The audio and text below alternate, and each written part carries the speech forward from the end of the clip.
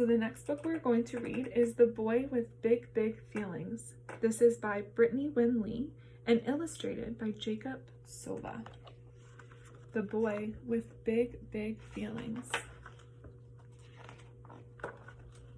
There once was a boy with feathery hair and a heart that was bursting with feelings.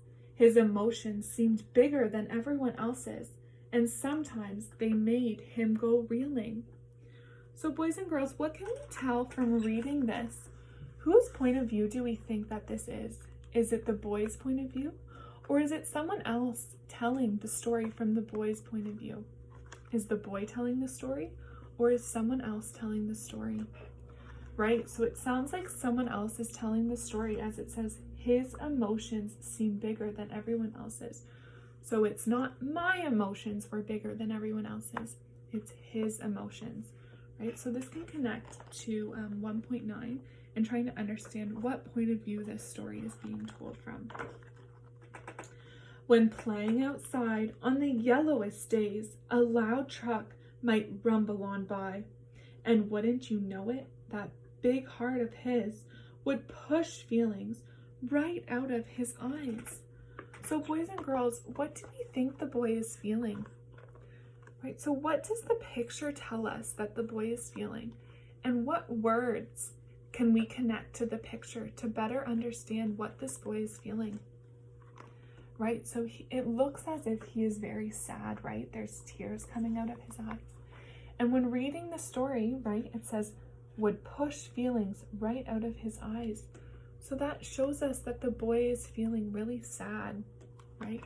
So this can be 1.7, so analyzing text and understanding how the words can help us to understand what's going on. All right, boys and girls.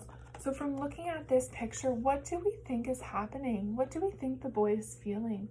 What does his bedroom and the way that the lights are tell us that what he is feeling? Right, so the boy looks very scared. It's really dark, right? So what do we predict? So maybe he's scared of the dark, right? Maybe that's why he's feeling scared. All right, good prediction. Let's see if our prediction is correct. At night, when the shadows would form on the walls and fear would steal all of his rest, these feelings of him made it so hard to breathe as they jumped up and down on his chest. All right, good job, boys and girls. So we predict that he was scared of the dark, and that was correct from what our reading this story. So that can connect to making predictions or inferences, what we think is going to happen in the story.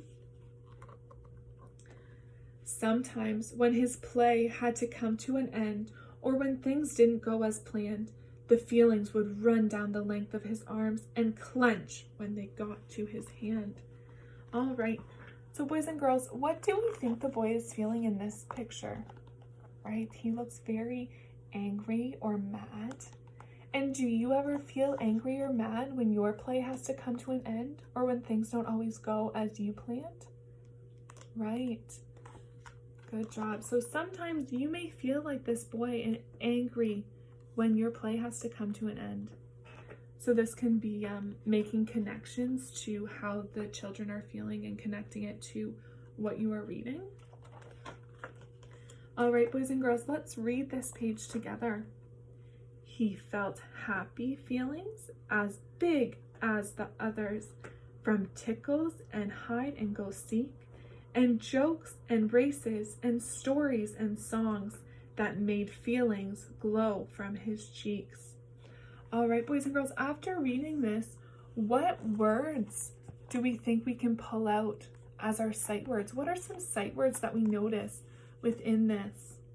Right, as big as, so as is one of our sight words. Good job. All right, and another one is from, so from tickles. Good job. And now the last one we see on this page is his, so from his cheeks. There's two in a row. Good job, boys and girls.